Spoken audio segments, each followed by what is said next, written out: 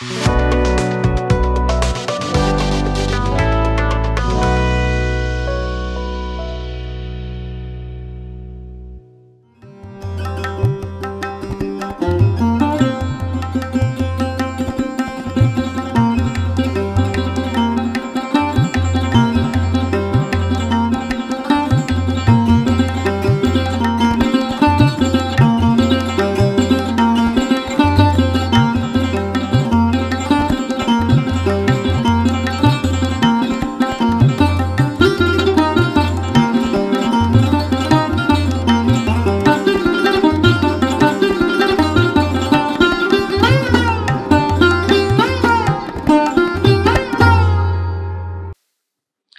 जीशु ख्रीष्ट अति बहुमूल्य नाम आपण मानक नुआ सकाल आशार आज अध्याय मु स्वागत जनाए।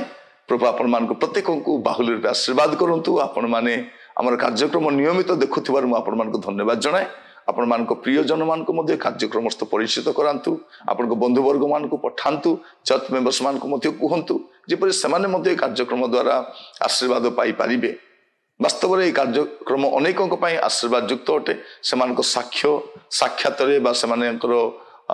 विभिन्न माध्यम साक्ष्य पाई पारुछु।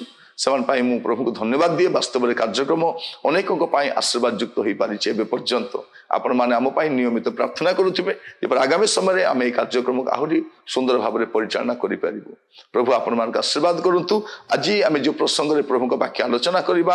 आलोच्य प्रसंग होछि सबु मनुष्यर शेष दशा। सबु मनुष्यर शेष दशा एबे पर्यंत किछि हेई नाही किंतु समस्त गोटे शेष दशा अछि। ए जीवन काल नुहे जीवन परे मध्य तार शेष डेस्टिनी अछि। तार शेष पहुंचीबा जगह अछि। सेठी पहुंचीला परे तार शेष माने अनंत काल आरंभ हो। मनुष्य 70-80 वर्ष बंचे किंतु मनुष्य भीतर जो आत्मा अच्छी एटा अमर अटे। तेणु मनुष्य मरे नहीं। ए शरीर त्याग करे जो तार कर्म तार पीछा छाड़बने। तार जीवन में जहाँ कर तार पीछा छाड़बने। तेणु सबु मनुष्यर शेष दशा अच्छी। एवरी पुस्तक तार 9 अध्याय तार 27-28 पद लिखा जाउछि मनुष्य मान निमंते जेपरि थोरे मात्र मृत्यु से किए भी हुंतु। शिल्पपति हुंतु, मंत्री हुंतु, जंत्री हुंतु, वैज्ञानिक हुंतु, केते बड़ डॉक्टर हुंतु, केते बड़ डॉक्टर हुंतु, मनुष्य मानक निमंते थोरे मात्र मृत्यु आउ ताहा परे विचार निरूपित अछि। एटा अछि। एटा को कई उपेक्षा करिबो। विचार अछि। से जहा करिछि तार विचार अछि। माने सबु मनुष्यर गोटे शेष दशा अच्छी। से जो भूल काम करिछि बा भलो काम करिछि तार पुरस्कार तार दंड ता पई थुआ हिछि। तेणु आपण मन रखि थांतु। आज जो माने असाधु कार्य करूछंती 70 वर्ष जीवन रे से जो आमोद प्रमोद करूछंती आनंद करूछंती भाबुछंती किए मोर कोन करि देबो पैसा ही सब किछि अर्थ बल सब करि परिबे असाधु कार्य करि परिबे सब करि चली छंती। जा स्टाइल रे से लुंठन करि चली छंती। जा स्टाइल रे से पाप करि चली छंती। अनेक प्रकार कुकर्म करि चली छंती। भाबुछंती कोन ना किछि हबो नै। किंतु प्रत्येक मनुष्यर सब मनुष्यर शेष दशा अछि। कारण मनुष्य मानक निमंते थोरे मात्र मृत्यु आउ ताहा परे विचार निरूपित अछि। विचार ता पई निरूपित अछि। आपण देखंतु माथ्यू तार 25 अध्याय तार 46 पद आउ एमाने अनंत शास्ति किंतु धार्मिक माने अनंत जीवन भोग करने को जीवे। माने अनंत शास्ति आउ अनंत जीवन ए दीटा अच्छी। दीटा गोष्ठीर लोक जो माने पाप काम करिसेंती असाधु काम करिसेंती दुर्नीति करिसेंती भ्रष्ट करिसेंती अन्य को सहाय्य करि नांती आ जीवन काटिसेंती। माने सबु मनुष्यर शेष दशा अच्छी। से अनंत शास्ति पाइब ए अनंत जीवन पाइब। आपण कोन पे प्रस्तुत होउछंती एबे शास्ति किछि नै। ଏବେ ମଦ ପିଇଲେ କିଛି ଶାସ୍ତି ନାହିଁ। ସ୍ୱାସ୍ଥ୍ୟଟି ଖରାପ ହଉଛି, କିଡନୀ ଖରାପ ହଉଛି, ମରିଯିବ ସେ, କିନ୍ତୁ ତାର ଦଣ୍ଡ ଭୋଗିବ ସେ। ଏବେ ବ୍ୟଭିଚାର କାମ କରୁଛି, ସୁଖ ପାଉଛି, ଧରା ପଡ଼ିଲେ ଅପମାନ ହଉଛି, ନହେଲେ ତାର ପାପ ଲୁଚି ଯାଉଛି। ଲୋକମାନେ ଅସାଧୁ କାମ କରୁଛନ୍ତି, ଦୁର୍ନୀତି କରୁଛନ୍ତି, ଭ୍ରଷ୍ଟ କାମ କରୁଛନ୍ତି, ନହେଲେ ଦରମାରେ କେତେ ବଞ୍ଚିବ ଲୋକ? ଏ ଯୋଉ ଲୋକମାନେ ଏତେ ବଡ ବଡ କୋଠା ବାଡଉଛନ୍ତି, ଘର କରୁଛନ୍ତି, ଗାଡି କିଣୁଛନ୍ତି, ବ୍ୟାଙ୍କ ବାଲାନ୍ସ ଲେଭିସଲି ଖର୍ଚ୍ଚ କରୁଛନ୍ତି, ଉଡାଉଛନ୍ତି, କୋଉଠିକାର ପଇସାରେ?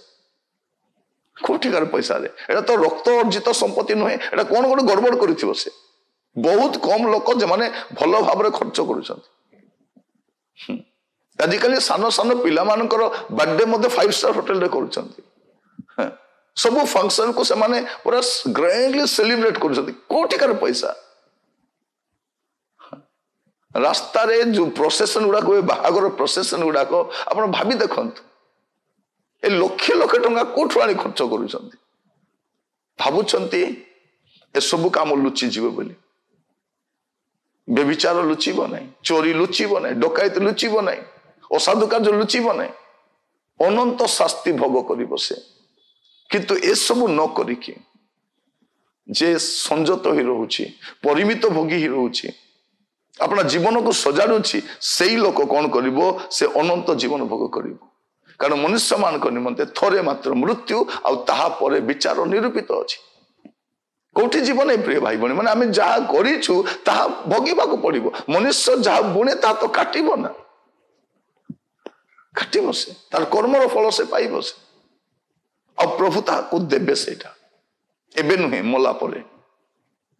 ଆଉ ସେ ମଣିଷ ଆସିବ ନାହିଁ। ପ୍ରଭୁ ମତେ ଗୋଟେ ସୁଯୋଗ ଦିଅ, ପୁଣି ମୁଁ ପୁଣ୍ୟ କରିବି, ପୁଣି ମୁକ୍ତି ପାଇବି। ମୁଁ ଭଲ କାମ କରିଛି, ପୁଣି ଥରେ ଗୋଟେ ଭଲ ଘରେ ଜନ୍ମ ଦିଅ, ଏ ଷ୍ଟୋରି ନାହିଁ।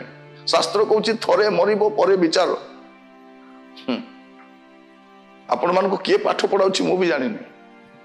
ଶାସ୍ତ୍ର କହୁଛି ଥରେ ମୃତ୍ୟୁ, ତାପରେ ବିଚାର ଅଛି। ଅନନ୍ତ ସୁଖ, ଅନନ୍ତ ଜୀବନ। ଆପଣ କଣ ପାଇଁ ପ୍ରସ୍ତୁତ ହଉଛନ୍ତି ଆପଣ ଜାଣିଛନ୍ତି? ଆପଣ ଲୋକମାନଙ୍କୁ ଭୁଆଁ ବୁଲେଇ ଭାବନ୍ତୁ ନାହିଁ, କେହି ଜାଣିନାହାନ୍ତି। ଅନେକ ଭାବୁଛନ୍ତି ମୁଁ ଯାହା କଲେ ବି ଚଳିବ, କିଏ ଦେଖୁଛି, କିଏ କଣ କରିବ। କାହାକୁ ଡରୁଛନ୍ତି କି ନାଇଁ ବଡ କଥା ନାହିଁ।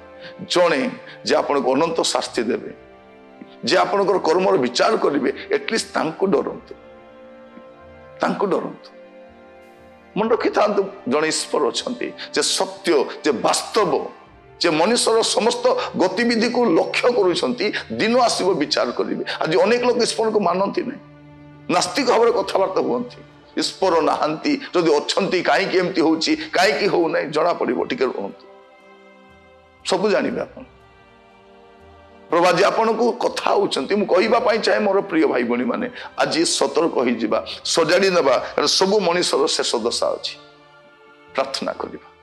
ଅନୁଗ୍ରହକାରୀ ପିତା ପରମେଶ୍ୱର, ଆମେ ଆପଣଙ୍କ କତିକି ଆସୁଛୁ, ଆମମାନଙ୍କୁ ଦୟା କର। ଆମଙ୍କର ଗତିବିଧିକୁ ସଜାଡ଼ିବା ପାଇଁ, ଆମର ଜୀବନ ଶୈଳୀକୁ ବଦଳେଇବା ପାଇଁ, ଆମର ଚିନ୍ତାଧାରାକୁ ବଦଳେଇବା ପାଇଁ, ଆମର ପ୍ରତିଟି ବିଷୟକୁ ଆମ ଜୀବନ ସଜାଡ଼ି ପାରିବେ, ତୁମେ ଆମମାନଙ୍କୁ ଅନୁଗ୍ରହ କର, ଦୟା କର ବୋଲି ପ୍ରାର୍ଥନା କରୁଛି।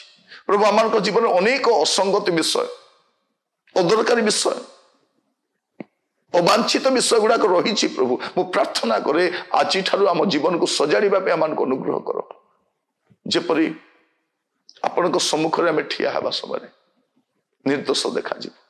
ଅନନ୍ତ ଶାସ୍ତି ନୁହେଁ ପ୍ରଭୁ, ଅନନ୍ତ ଜୀବନ ଭୋଗ କରିବା ପାଇଁ ପ୍ରସ୍ତୁତ ହେବା ପାଇଁ ସାହାଯ୍ୟ କର। ପ୍ରାର୍ଥନା ଶୁଣିଥିବାରୁ ଆପଣଙ୍କୁ ଧନ୍ୟବାଦ। ଯୀଶୁଙ୍କ ପ୍ରିୟ ନାମରେ ମାଗିଲି ରାଜା, ଆମେନ୍, ଆମେନ୍। ପ୍ରଭୁ ଆପଣମାନଙ୍କ ପ୍ରତ୍ୟେକଙ୍କୁ ବାହୁଲ୍ୟ ରୂପେ ଆଶୀର୍ବାଦ କରନ୍ତୁ। ଆସନ୍ତାକାଲି ପ୍ରଭୁ ଅନୁଗ୍ରହ କଲେ ଆମେ ନୂଆ ଅଧ୍ୟାୟରେ ଜଡ଼ିତ ହେବା। ବିଦାୟ ଦିଅନ୍ତୁ, ନମସ୍କାର।